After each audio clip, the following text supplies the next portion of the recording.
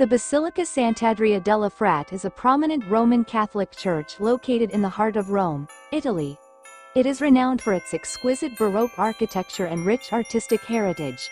Originally constructed in the 12th century, the church underwent significant renovations in the 17th century, transforming it into the Baroque masterpiece it is today.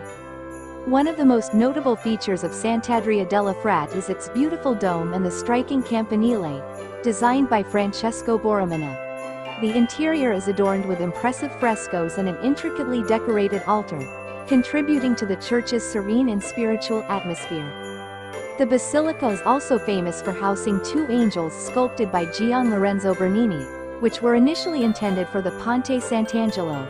In addition to its artistic treasures, Sant'Andrea delle Fratte holds historical significance as the site of the miraculous conversion of Alphonse Ratisbonne, a notable event in Catholic history. Visitors to the church can enjoy both its historical and spiritual ambiance, making it a cherished location for those interested in art, history, and religious devotion.